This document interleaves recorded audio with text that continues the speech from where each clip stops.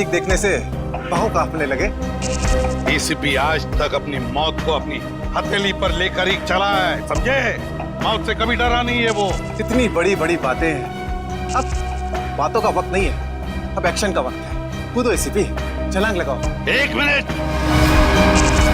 लेकिन तुम पर कैसे विश्वास कर सकता हूँ कि मेरे कूदने के बाद तुम इन तीनों को छोड़ दोगे? तुम्हारे पास और कोई चारा भी नहीं। कूदो एसीपी।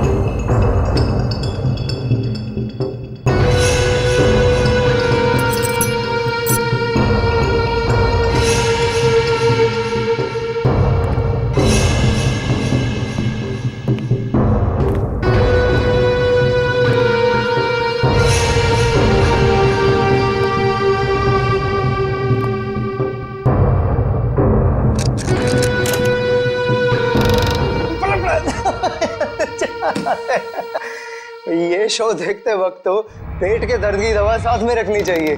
हंसते हंसते पेट दर्द हो गया।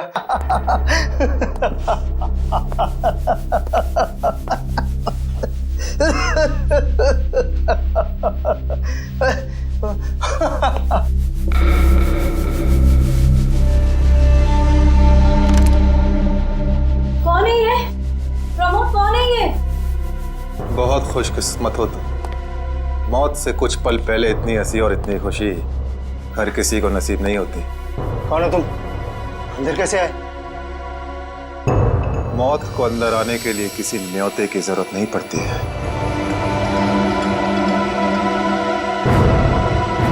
ये क्या कर रहे हो?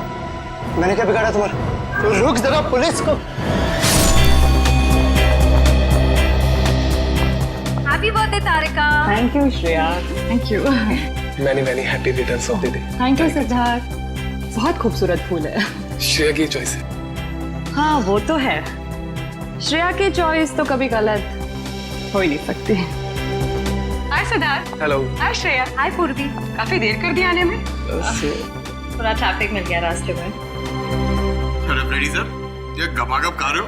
आप तो बोल रहे थे डाइटिंग कर रहे हो। डाइटिंग ही तो कर रहा हूँ। इसके पहले तो मैं 5-5 प्लेटें एक साथ खा जाता था। क्या बात कर रहे हो? हमारे प्लान पे तो पानी फिर गया अभिजीत। अरे ऐसे कैसे? कुछ ना कुछ तो करूंगा मैं। कैसे? हृदय, उस कमरे में तुम्हारा कोई वेट कर रहा है। मेरा वेट कर रहा है? हाँ, कौन? जाओ तो सही। अरे जाओ।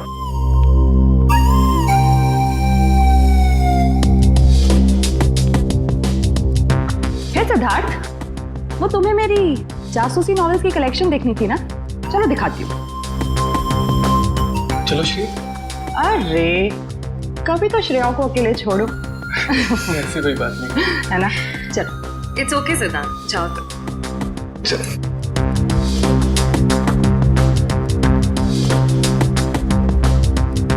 अरे श्रेया, तुम यहाँ हो? वहाँ कमरे में कोई तुम्हारा वेट कर रहा है। कौन? अरे जाओ देखो तो सही। अरे सर।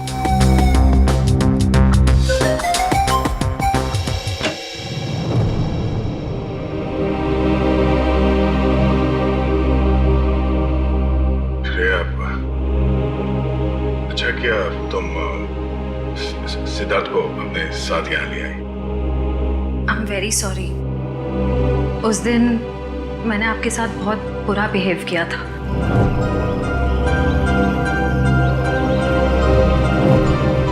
छोड़ो ना,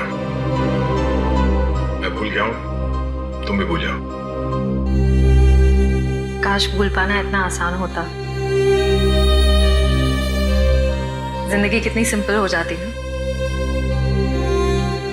श्रेया, ये यादें ही तो है जो उदास दिलों को जिंदगी जीने का हौसला देती है।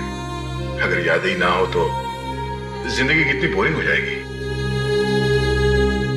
तो क्या तुमने सिद्धार्थ से शादी करने का फैसला कर लिया? मेरा दिल कुछ और कह रहा है, दिमाग कुछ और। मैं जानता हूँ श्रेया, हमारे काम में हम दिल की नहीं दिमाग की सोचते हैं, मगर एक बार सीआईडी ऑफिसर ने एक आम लड़की की तरह सोचो, दिल का इस्तेमाल करो, उसकी आवाज सुनो। मेरे दिल में तो एक ही इंसान का नाम गूंजता रहता है और वो नाम है श्रेया। सिद्धार्थ। सिद्धार्थ प्लीज, सिद्धार्थ मेरी बात तो सुनो प्लीज। अब सुनने को बाकी क्या रह गया? पूरी हकीकत मैंने अपनी आंखों से देख ली।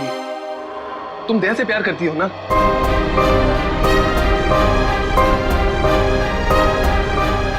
सिद्धार्थ, मैं इस बारे में तुमसे बात करने वाली थी। क्यों नहीं? सिद्धार्थ, काम इतना होता है, मौका ही नहीं मिला मुझे। मौका नहीं मिला? I just can't believe I heard that. Siddharth please मेरी बात तो सुनो। इतना आसान नहीं हो के अपने आपको मेरी जगह रखकर तो सोचो, फिर पता चलेगा मैं किस अग्नि परीक्षा से गुजर रही हूँ।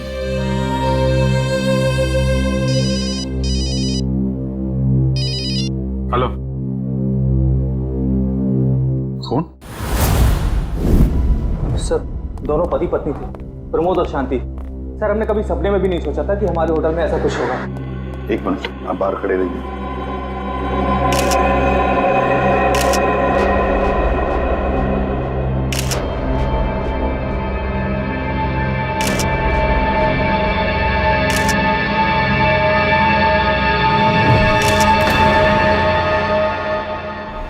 माय गॉड, दोनों की लाशें ऐसी इस अवस्था में। सर, इतने सारे केस सॉल्व किए लेकिन इस तरह का केस कभी नहीं देखा। सर, लगता है ये दोनों खूनी से विनती कर रहे थे कि वो इन्हें छोड़ दे, मगर खूनी ने जरा भी दया नहीं दिखाई। नहीं फ्रेडी, लगता है खूनी ने पहले इन दोनों को मारा और फिर यहाँ लाकर बिठा दिया, हाथ पैर बांध दिए। जिस तरह से इन दोनों को बिठाया कुर्सी में, लगता है खूनी हमसे कुछ कहना चाहता है। ये देखो, कम से कम 6-7 वार तो किए इस बेचारी पर। ऐसे इतनी बेरहमी से मारा है जैसे ये खूनी कोई सिर फिरा हो या फिर बदले की आग में ये सब किया है उसने। My God. सर, इस प्रमोद की पीठ पे भी वार किया गया है।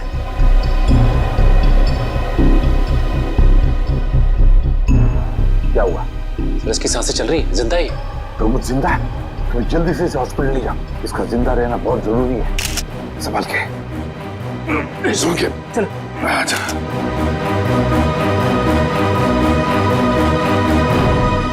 एक बात बताओ, ये खूनी अंदर आया कैसे? किसी ने देखा कैसे? नहीं सर, ये सब रात में हुआ सर, और रात के वक्त इसकी ड्यूटी रहती है सर, इससे पूछिए आप। कैसे हुआ ये सब?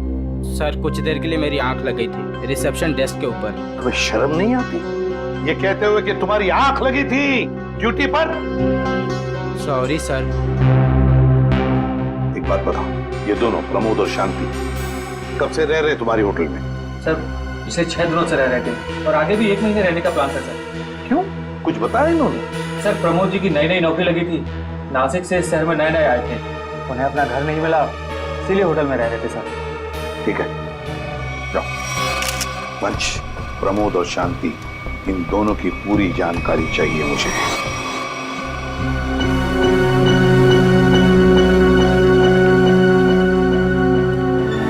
हाँ सचिन, ये प्रमोद कैसा है? सर, डॉक्टर ने ऑपरेशन शुरू कर दिया है, थोड़ी देर में पता चल जाएगा सर। लगता है सचिन, ये खूनी शांति को ही मारने आया था, प्रमोद को नहीं। देखो ना, उसने प्रमोद पर सिर्फ एक ही वार किया और फिर देखा तक नहीं कि वो जिंदा है या मर गया।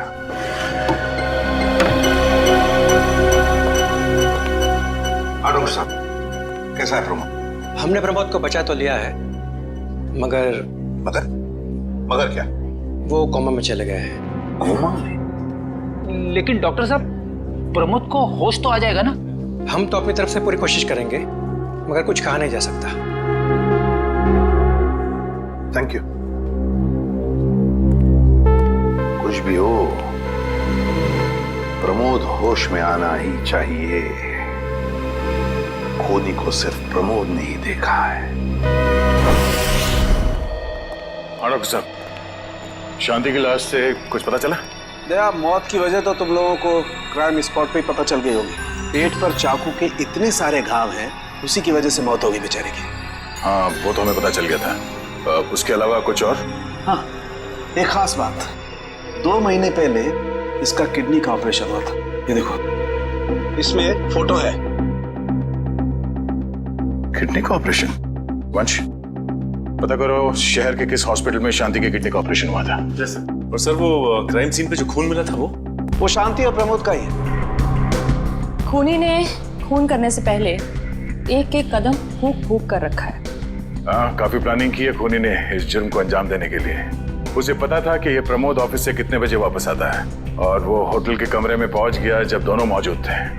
पर सर, अगर उसका मकसद शांति को ही मारना था तो वो तो प्रमोद के आने से पहले ही जुर्म को अंजाम देकर वहां से फरार हो सकता था।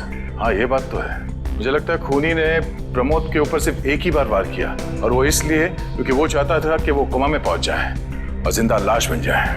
तो लगता है ये खूनी कोई एक्सपर्ट है जो अच्छी तरह से जानता था कि वार कहाँ पे करना है। सर, वो एक्सपर्ट नहीं, मुझे तो सरफिरा लगता है। वरना मारने के बाद इन्हें प्रार्थना की पोजीशन में क्यों बैठा था? कोई तो गहरा कारण है सबके पीछे जो इस खूनी के अतीत से जुड़ा हुआ है। क्या प्रमोद की बीवी का खून हो गया और प्रमोद कोमा में है? जी हाँ। खैर, अब ये बताइए कि पिछले कुछ दिनों से प्रमोद का स्वभाव कैसा था? क्या वो डरा डरा रहता था या कुछ और अजीब बात? नहीं, ऐसा तो कुछ नहीं था। पर हाँ सर, मैंने उनको काम में बहुत सारी गलतियां करते देखा। साफ साफ बताइए, प्रमोद किस तरह की गलतियां कर रहा था? बेसिक अकाउंटिंग की गलतियां। मुझे तो हैरानी हो रही थी कि इतने काबिल और इतने क्वालिफाइड इंसान ऐसे बच्चों वाली गलतियां कैसे कर सकता है कोई। वो तो अच्छा हुआ कि मैंने उनकी गलती देख ली, वरना पूरी अकाउंट शीट खराब हो जाती। सर, मुझे तो लगता है उन्हें काम आता ही नहीं था। ऐसा कैसे हो सकता है? वो जिस कंपनी से आए थे वो तो बहुत बड़ी कंपनी थी, और कोई भी बड़ी कंपनी किसी ऐसे आदमी को अपने यहाँ नौकरी पर क्यों रखेगी जिसे उसका काम ही नहीं आता हो? अब तो इस प्रमोद की सारी कुंडली निकालनी पड़ेगी। ये पति पत्नी प्रमोद और शांति एक नंबर के धोखेबाज थे। इनके सारे सर्टिफिकेट्स और डॉक्यूमेंट्स नकली हैं। स्कूल और कॉलेज हर जगह के। ऐसी क्या वजह हो सकती है जिस वजह से 420 करके ये उस फाइनेंस कंपनी में काम कर रहा था? ये इस प्रमोद को वहाँ काम करके क्या फायदा हो सकता है? इस सवाल का जवाब तो उसी वजह से जुड़ा है निखिल, जिसकी वजह से इस प्रमोद की हत्या की गई। पर वजह जो भी हो, उस वजह का पता तो सीआईडी निकाल ही लेगी। लेकिन सर, हो सकता है इन दोनों का नाम भी नकली हो सकता है। ऐसा भी हो सकता है कि ये दोनों असली प्रमोद और शांति हो ही ना, बल्कि कोई बहरूपिये हों जिन्होंने उन दोनों की जगह ले ली। हो सकता है। एक सेकंड। हेलो, हाँ बोल रहा हूँ। हाँ, कौन सा hospital? Okay, thank you so much. क्या हुआ निखिल? हमारा अंदाजा सही निकला। 2 महीने पहले पुणे की मोती हॉस्पिटल में इस प्रमोद की पत्नी का एक ऑपरेशन हुआ था। वहाँ प्रमोद की पत्नी का नाम शांति नहीं बल्कि विनीता लिखा हुआ है। विनीता? मोती हॉस्पिटल, पुणे।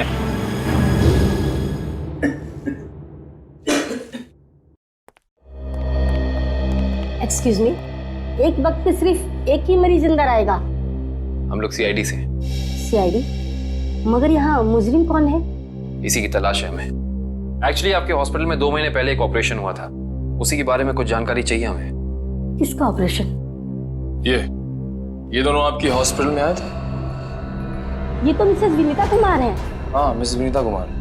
और ये इनके पति, इनकी मौत हो गई? जी हाँ, विनीता कुमार का खून हो चुका है और उनके पति प्रमोद अब कोमा में है। डॉक्टर, ये बताइए कि मिसेस विनीता कुमार ने किडनी का ऑपरेशन कराया था ना? जी हाँ। हम उसके मेडिकल रिपोर्ट्स देख सकते हैं?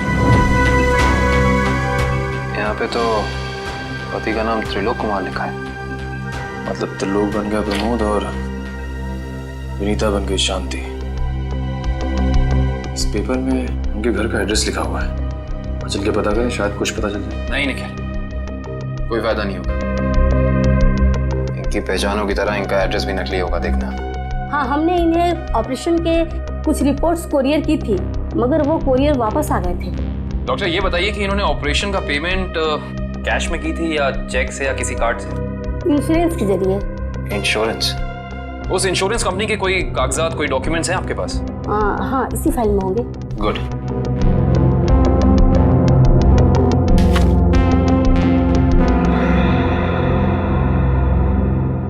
बिज हेल्थ इंश्योरेंस। अंकित, सभी अकाउंट्स और सभी खाते अच्छी तरह से बंद हो जाने चाहिए। कल शाम 5 बजे तक ऑडिटर आ जाएगा। हो जाएगा सर। कभी सपने में भी नहीं सोचा था कि हमारी कंपनी का अंत इतना बुरा होगा। ये किस अंत की बात कर रहे हैं आप लोग? जरा विस्तार से समझाइए। अगर आप अपने पैसे वापस लेने आए हैं तो भूल जाइए, क्योंकि जब तक अदालत अपना फैसला नहीं सुना देती तब तक हम किसी के रुपए वापस नहीं कर पाएंगे। पैसे वापस लेने नहीं, इंसाफ करने आए हैं। हम लोग सीआईडी से हैं। ओह, तो हमारी शिकायत सीआईडी वालों तक भी पहुंच गई है। शिकायत? ऐसा क्या कर दिया आपकी इस कंपनी ने? हमारी कंपनी ने नहीं, उस त्रिलोक ने आसमान की तरफ प्रगति करती हुई हमारी कंपनी के नाम को रातों रात मिट्टी में मिला दिया और हमें दिवालिया कर दिया उसने। त्रिलोक? एक सेकंड, आप इस त्रिलोक की बात तो नहीं कर रहे? हाँ हाँ, यही तो है वो। पर इसे क्या हुआ? किसी ने इसकी जान लेने की कोशिश की है। फिलहाल ये कोमा में। ये तो होना ही था, इतने लोगों को जो धोखा दिया इसने। किस धोखे की बात कर रहे हैं? हमारी कंपनी के क्लाइंट्स को झूठे सपने दिखाकर कहा कि सबके पैसे एक ही महीने में 2 गुना कर दूंगा, पर सबके पैसे बटोरकर 9 तो 11 हो गया वो। और क्लाइंट हमारी कंपनी से पैसे वापस मांग रहे हैं। बैंकक्रप्ट हो गया। इतने सालों से कंपनी की बनी बनाई इज्जत मिट्टी में मिल गई। खोए हुए पैसे और खोई हुई इज्जत तो फिर से कमाई जा सकती है, पर खोई हुई जान तो वापस नहीं आ सकती ना। क्या त्रिलोक ने किसी की जान भी ली है? हाँ, हमारी कंपनी के सीईओ अनुज जी, जो कि सदमे को बर्दाश्त नहीं कर पाए और दिल का दौरा पड़ने से उनकी मौत हो गई। कहीं ये सारा हमला अनुज जी का कोई करीबी तो नहीं कर रहा है? अनुज जी की मौत का बदला लेने के लिए? हो सकता है। अनुज जी के परिवार में कौन कौन है? उनकी पत्नी सुधा, जो कि अभी सदमे में है, और उनका बेटा विक्की। विक्की? इस विक्की का फोन नंबर दीजिए जरा। विक्की के फोन का सिग्नल यहीं आसपास बता रहा है। मूविंग है। अच्छा, अभी भी मागादेर रोड की तरफ मुड़ा है। मागादेर?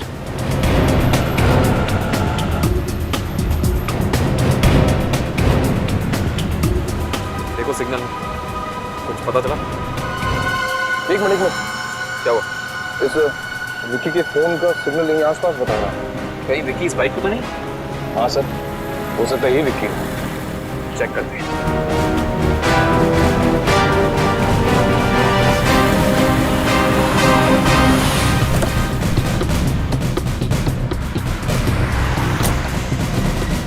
सुनो भाई साहब, तुम ही विक्की हो? हाँ, और ये क्या बदतमीजी है? तुम लोग मेरा नाम कैसे जानते हो? तुम्हारा नाम और तुम्हारे सारे कारनामों के बारे में जानते हैं हम। सीआईडी। सीआईडी? इस शहर में क्या कर रहा है? हा? कुछ काम था, और तुम लोग मेरा पीछा क्यों कर रहे हो? बकवास बंद कर। दो खून करके भाग रहा हो, कह रहा है सीआईडी पीछा क्यों कर रही है? मैंने कोई खून नहीं किया है। अच्छा, त्रिलोक और विनीता का खून नहीं किया तुमने? त्रिलोक और विनीता मर चुके हैं? ड्रामा बनकर अपना, पूरा इतिहास है तेरा हमारे पास। उन दोनों ने तुमसे तुम्हारे पिता को छीना, उसका बदला लेने के लिए तुम यहाँ आए हो उनके पीछे। हाँ, मैं बदला लेने जरूर आया था, पर मैंने उनका खून नहीं किया। देख, सच बोलते समझा, नहीं अपनी शक्ल नहीं पहचान पाएगा। मैं सच कह रहा हूँ, मैंने किसी तरह उनके बारे में पता किया। मैं उनके होटल भी गया था, मगर जैसे मैं उनके कमरे की तरफ जा रहा था, मैंने उनके कमरे में एक आदमी को जाते हुए देखा। कौन सा आदमी था वो? उसके चेहरे को ठीक से देख नहीं पाया मैं। तुम्हें जो भी याद है, जितना भी याद है, साफ साफ बताओ। कद लगभग 6 फीट, ओवरकोट पहना हुआ था उसने, और उसके बाल लंबे थे, यहाँ तक। और उसने एलिगेटर शूज पहने हुए थे। Alligator shoes? हेलो, एक और खून?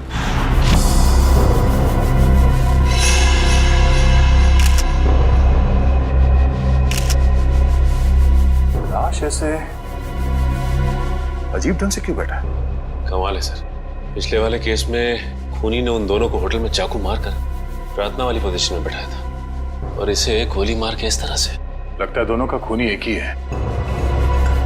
गोली सीधे माथे के बीचों बीच मारी है। अगर ये सीरियल किलर होता तो इसे भी चाकू से मारता सर, क्योंकि विनीता को उसने चाकू से मारा था, इसे तो गोली मारी।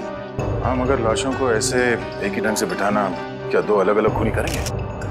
मुझे लगता है दोनों का खूनी एक ही है। और जिस वक्त इस तिग्मांशु का खून हुआ, लगता है खाना खाने ही वाला था।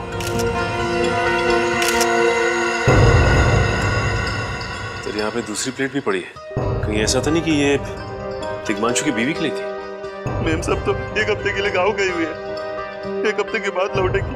तो क्या घर में कोई और आदमी था जिसके लिए तिग्मांशु ने एक और प्लेट में खाना डाला? नहीं साहब। अच्छा, जब तुम घर वापस आए उस वक्त ये दरवाजा खुला था या बंद था? नहीं साहब, बंद था। तो फिर तुम घर के अंदर कैसे आए? साहब ने एक चाबी मेरे पास भी दे रखी है। तो जो कोई भी था, ऐसा लगता है कि तिग्मांशु उस आदमी को जानता था। एक काम करो सचिन, पंकज, घर की अच्छी तरह से तलाशी लो, देखो कुछ मिलता है क्या।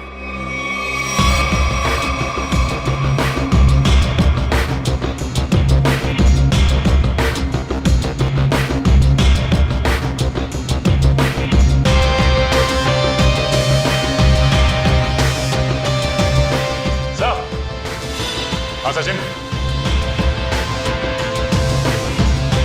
सचिन, ये देखिए सर, यहाँ से शीशा निकाला गया है, चिटकनी खोली गई है, तो यहाँ से बाहर जाने का रास्ता भी है। तब कोई अंदर यहाँ इस खिड़की से आया था? लेकिन इस घर में तो सेफ्टी अलार्म भी है सर। अगर यहाँ से कोई अंदर आया है तो सेफ्टी अलार्म बजना चाहिए था और सिक्योरिटी गार्ड को भी अंदर आना चाहिए। अब इसका जवाब तो सिक्योरिटी गार्ड ही देगा।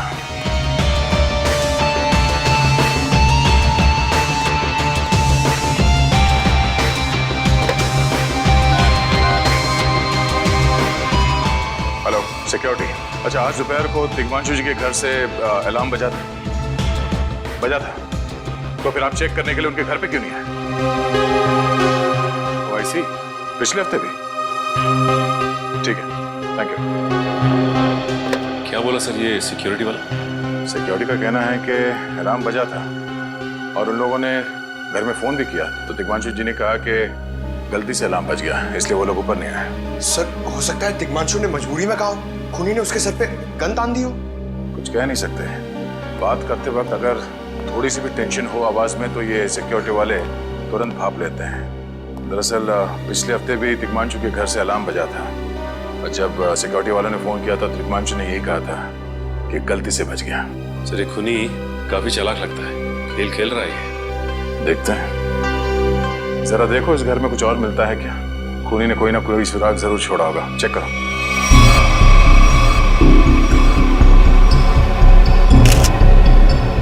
सर एक मिनट सर।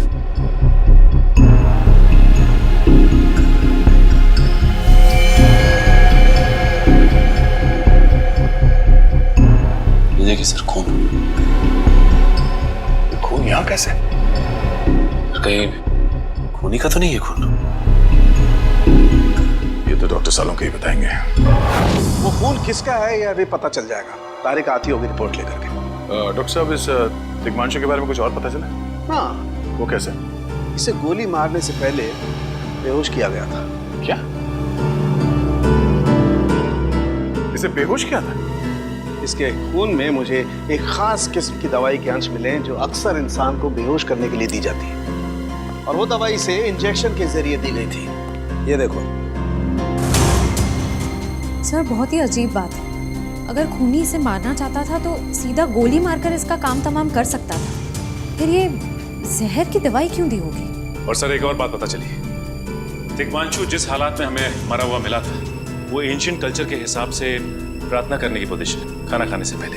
तो फिर तो शांति और तिग्मांशु दोनों का खूनी एक ही आदमी है। एक खूनी के लिए ये हत्याएं जुर्म नहीं, एक जश्न है। इसलिए उसने टेबल पे ये प्लेटें सजाई, उसमें खाना रखा, एक अपने लिए और एक तिग्मांशु के लिए। और सर, तिग्मांशु को प्रार्थना की पोजीशन में बैठा के उसने गोली मार दी। सर मैंने कहा था ना, ये खूनी एकदम सरफिरा है सर।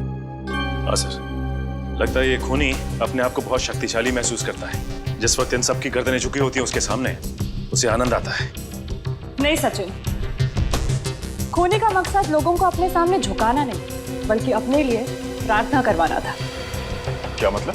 ये रही उस खून की रिपोर्ट। ये खून ना ही तिग्मांशु का है और ना ही उसके घर वालों का, ये खून उस खूनी का ही है। खूनी का? मगर वहां तो हाथापाई के कोई निशान नहीं मिले और उस जगह को देख के ऐसा लगा भी नहीं कि दिग्मांशु ने सेल्फ डिफेंस में खूनी के ऊपर हमला किया होगा। वो इसलिए दया क्योंकि ये खून खूनी ने अपने मुंह से थूका था। हमें इसके खून में से इसके सलाइवा के कुछ अंश भी मिले। उसकी तबीयत खराब है क्या? हाँ, वो बीमार है। उसके खून में एथिमोलाइसिन नाम की दवाई का अंश मिले और उसका कीमोथेरेपी हुआ था। इसका मतलब उसे कैंसर है, ब्रेन का कैंसर, लास्ट स्टेज का ब्रेन कैंसर। इसीलिए वो लोगों से अपने लिए प्रार्थना करवा रहा है ताकि उसकी बीमारी ठीक हो जाए। हमारे क्रिमिनल डेटाबेस में चेक करो, पता करो ये कोई पुराना पापी तो नहीं है। नहीं सर, उस खूनी का हमारे क्रिमिनल डेटाबेस में कोई रिकॉर्ड नहीं है। कोई इतिहास नहीं है? नहीं सर। सर, दिग्मांशु की पूरी कुंडली निकाल के लाओ सर। प्रमोद की तरह इसकी पहचान भी नकली है। व्हाट? हाँ सर, ये देखिए, उसका असली नाम राकेश है और जिस तरह प्रमोद को 400 बीसी की आदत थी, ठीक उसी तरह राकेश भी भोली भाली लड़कियों को फंसाता था शादी के झांसे में। कई लड़कियों ने आत्महत्या की है इस दिग्मांशु और राकेश के चक्कर में। हाँ सर, शादी के बाद उनके पैसे लेके ये गायब हो जाता। सर, इसका मतलब खूनी ने 2 ऐसे लोगों को मारा जो पहले से मुजरिम थे। शायद उसने सोचा होगा कि मरने से पहले कुछ अच्छे कर्म कर लूं। नहीं श्रेया, जरूर कोई रिश्ता रहा होगा उसका इन दोनों अपराधियों के साथ। पता करो इन दोनों अपराधियों का केस किस पुलिस स्टेशन में फाइल किया गया था। सर, ब्रेन कैंसर के जितने भी पेशेंट्स हैं शहर में, उन सबकी लिस्ट मिल गई है सर। कुल मिला के ऐसे 50 पेशेंट्स हैं, जिसमें से 10 पेशेंट्स ऐसे हैं जो कैंसर की लास्ट स्टेज पे हैं। उनमें से 4 औरतें हैं, बचे 6। हाँ सर, और इन 6 में से 4 ऐसे हैं जो 70 साल से ऊपर के बुजुर्ग हैं। अब बचे 2, ये उदय और भानु। तुम इन दोनों से मिले? हाँ सर, ये उदय 6 महीने से हॉस्पिटल में है। और भानु? भानु सर 1 महीने से हैदराबाद में। ये कैसे हो सकता है सचिन? अगर वो मुजरिम इसी शहर में है तो कहीं ना उसका इलाज चल रहा होगा, कहीं ना कहीं से वो दवाई खरीदता होगा। मांझी सर, इस शहर में जितने भी केमिस्ट है जहाँ पे ब्रेन कैंसर की दवाइयाँ बेची जाती है, उन सबकी लिस्ट चाहिए मुझे। सब पता चल गया। त्रिलोक और राकेश दोनों के खिलाफ एक ही थाने में केसेस दर्ज किए गए थे, जगतपुरी थाने। इस केस का पूरा इतिहास जगतपुरी थाने से ही पता चलेगा।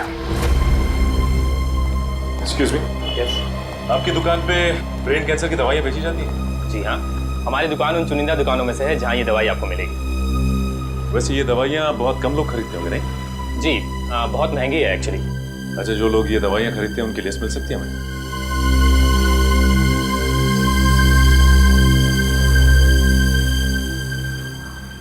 ये रही वो लिस्ट।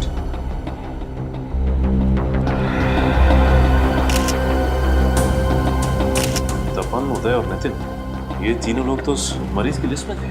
अच्छा, आपको पूरा यकीन है कि इनके अलावा और कोई नहीं आता ये दवाई लेने? जी नहीं, लेकिन हो सकता है कोई गैर कानूनी तरीके से ये दवाई खरीद रहा हो। ये दवाइयाँ काफ़ी महंगी है ना, आम आदमी इसका खर्चा नहीं उठा सकता। अच्छा, आप किसी ऐसे आदमी को जानते हैं जो ये गैर कानूनी काम करता है? एक आदमी है, आंद्रे नाम है उसका। प्यार से लोग उसे एंडी कहते हैं। ये जो ज्वाला रोड पे पब्लिक पार्क है ना, अक्सर वही मिलता है।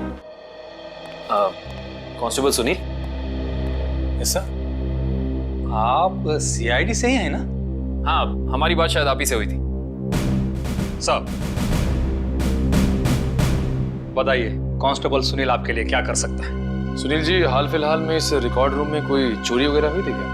चोरी नहीं तो सर, अब यहाँ वाला कोई चोरी कैसे करेगा? सुनील, फिर आप एक हेल्प कर सकते हैं हमारी। हमें 2 मुजरिमों की फाइल चाहिए। एक का नाम है त्रिलोक कुमार और दूसरे का राकेश भिवेन। 1 मिनट सर, क्या नाम बोले? राकेश? राकेश भिवेन।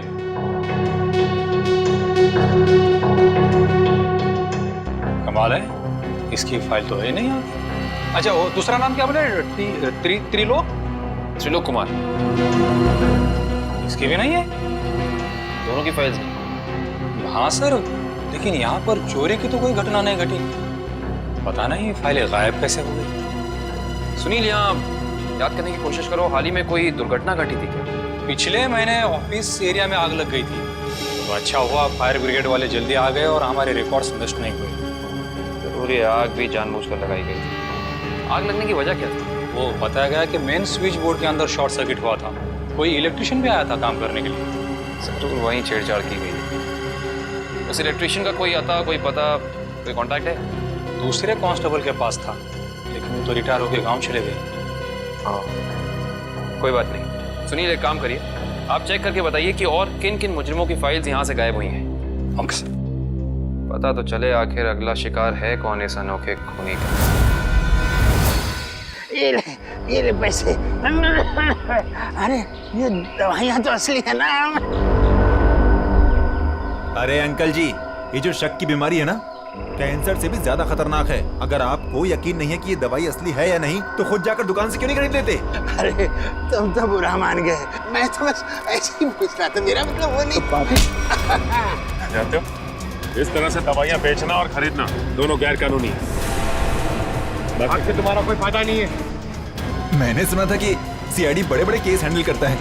मैं तो छोटा मोटा चोर हूँ, जाने दो ना साहब। हाँ मिस्टर छोटे चोर, ये बताओ कि तुम्हारे पास से ये दवाइयाँ खरीदने के लिए कोई ऐसा आदमी आता जो 6 फीट लंबा था और लंबे लंबे बाल थे उसके, और वो एलिगेटर वाले शूज पहनता था? हाँ, वही जो आगे से नुकीला होता है। हाँ, आया था चिराग। आप लोग चिराग को ढूंढ रहे हो? हाँ। कहाँ मिलेगा ये चिराग? चिराग? लगता है चिराग घर पर नहीं है। कमरे अच्छी तरह से चेक करो, देखो कुछ मिलता है क्या। पंकज, कंप्यूटर चेक करो।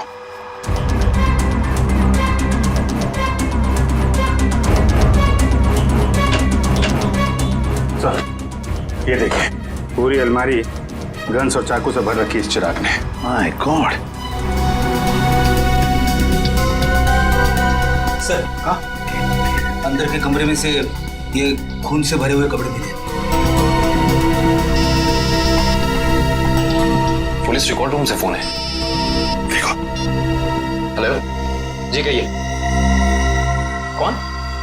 संदीप, स्वाधीन और हिम्मत। ओके, ठीक है। कौन है ना? सर, त्रिलोक और तिग्मांशु की तरह इन तीनों की फाइल भी चोरी हुई है पुलिस रिकॉर्ड रूम से। मतलब अभिजीत, अब ये चिराग इन तीनों में से किसी एक को मारने वाला है। सर एक सेकंड, ये देखिए सर, इस कंप्यूटर की फाइल में इन तीनों की फाइल है। सर, ये तीनों भाई हैं और बदमाश भी हैं, और इन्होंने 3 खून किए हुए सर। सर, यहाँ पे 2 एड्रेस है, एक चीकूवाड़ी और एक चारको पर चीकूवाड़ी। एक काम करते हैं अभिजीत, हम दोनों चीकूवाड़ी चलते हैं और तुम लोग तीनों भी चारकोप चले जाओ। Yes sir. हाँ सर। चलो अभिजीत।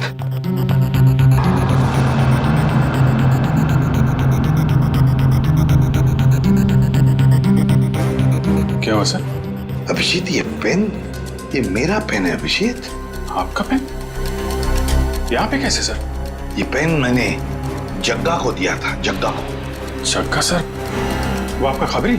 हाँ अभिजीत, मेरा खबरी।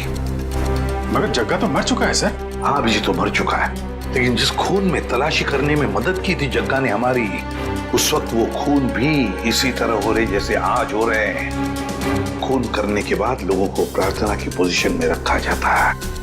चलते हैं सर। नहीं अभिजीत, क्योंकि अभिजीत जिस तरह से वो खून किए जा रहा है, लगता है मुझे संदेशा भेज रहा है, मुझे मिलना चाहता है अकेले में।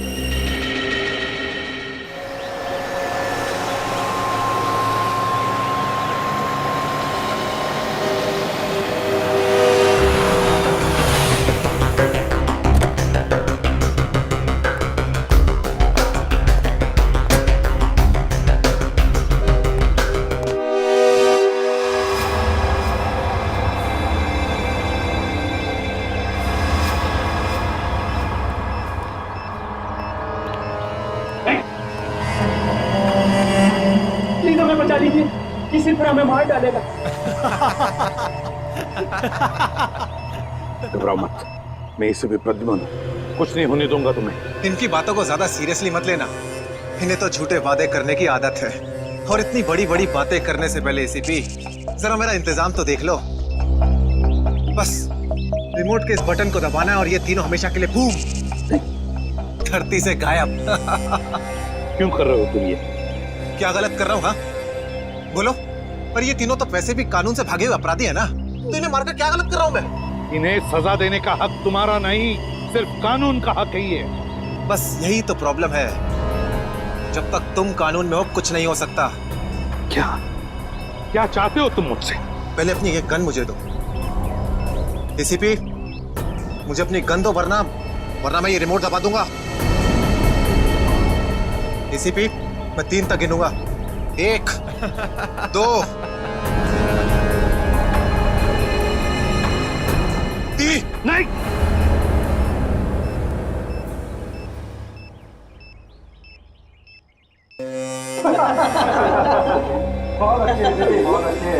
तो तुम जानना चाहते थे ना कि मैं तुमसे नफरत क्यों करता हूँ? जग्गा खबरी का नाम ध्यान है?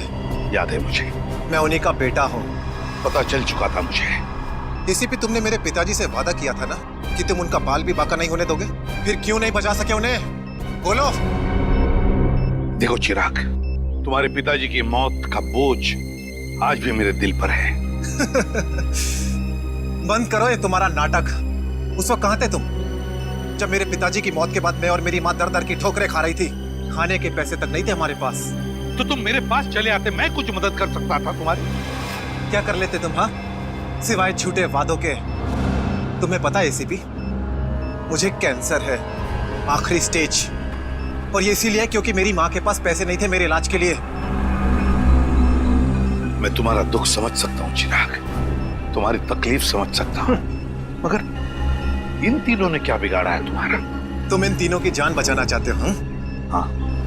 तो तुम्हें अपनी बलि देनी होगी। क्या मतलब? मतलब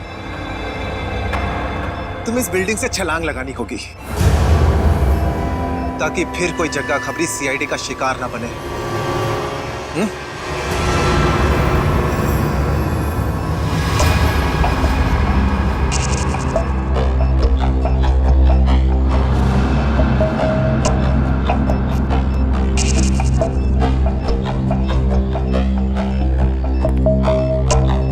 ठीक है, मंजूर है।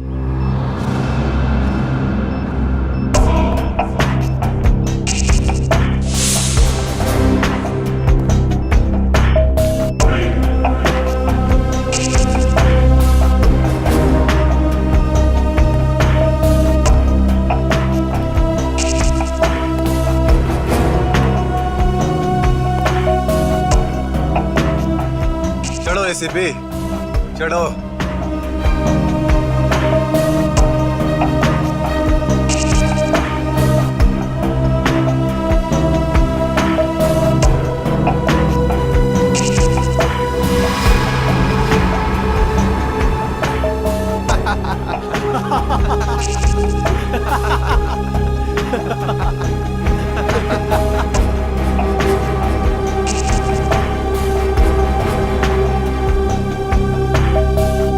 ऊपर जाकर मेरे पिताजी से माफी जरूर मांग लेना।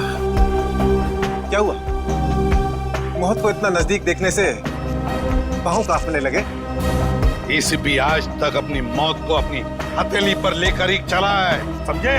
मौत से कभी डरा नहीं है वो। इतनी बड़ी बड़ी बातें, अब बातों का वक्त नहीं है, अब एक्शन का वक्त है। कूदो एसीपी, छलांग लगाओ और अपनी ये बेहतरीन जिंदगी को अलविदा कह दो। चलो। 1 मिनट, मैं जरूर कूदूंगा, लेकिन तुम पर कैसे विश्वास कर सकता हूं कि मेरे कूदने के बाद तुम इन तीनों को छोड़ दोगे? तुम्हारे पास और कोई चारा भी नहीं है। कूदो एसीपी, वरना मैं इस रिमोट का बटन दबा दूंगा।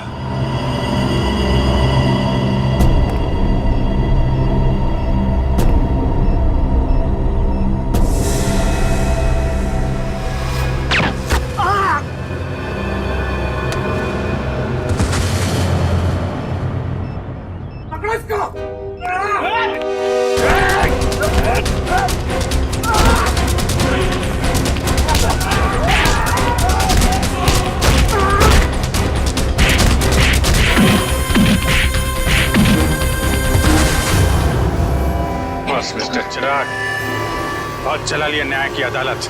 सीआईडी का काम सीआईडी को सौंप दो। रेडी? पंकज, उन तीनों के शरीर से बॉम्ब हटा दो, संभाल के। और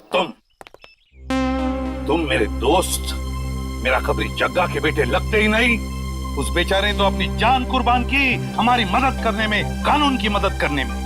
मगर तुम, लानत है तुम पर, जैसे घटिया काम करने निकले थे। 2 खून किए तुमने। तुम्हें तो शायद फांसी ही होगी, फांसी।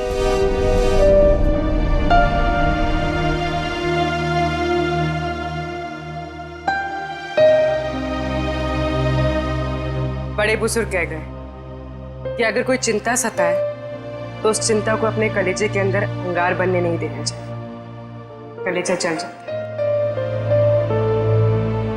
मुझे कोई चिंता नहीं सता रही है। In fact I think I am the luckiest girl in the world right now. CID में सब मेरे काम से खुश हैं। मेरे पास तुम दोनों जैसे दोस्त हैं। मेरी शादी होने वाली है। एक लड़की को और क्या चाहिए होता है? शायद प्यार। प्यार भी तो है ना मेरे पास। मम्मी पापा का प्यार, दोस्तों का प्यार और सिद्धार्थ का प्यार। जुबान की बात दिल से मेल नहीं खा रही है श्रेया। मतलब ये कि दिल की बात जुबान पे लाने का वक्त आ गया है Shreya.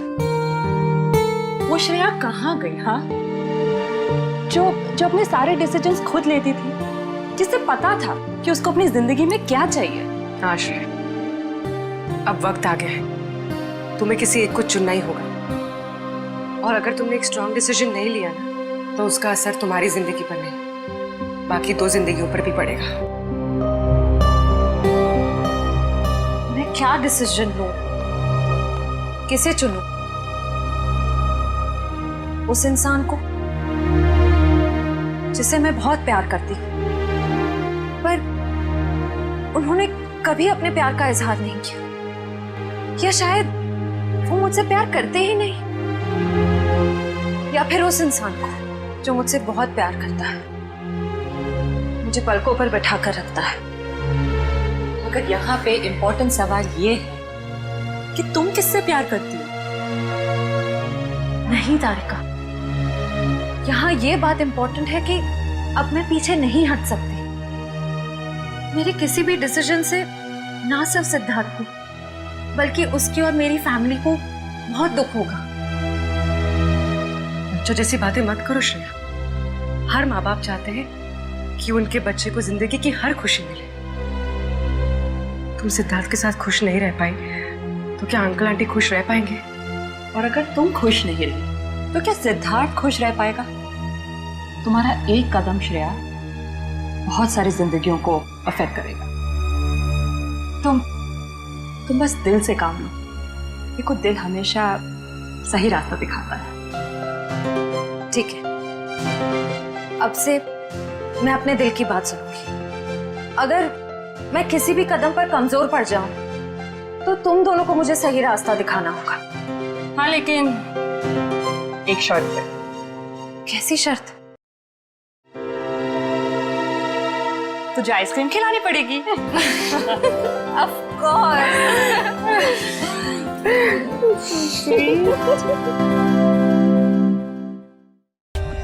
For more updates, subscribe to our channel, click the show links and enjoy watching the videos.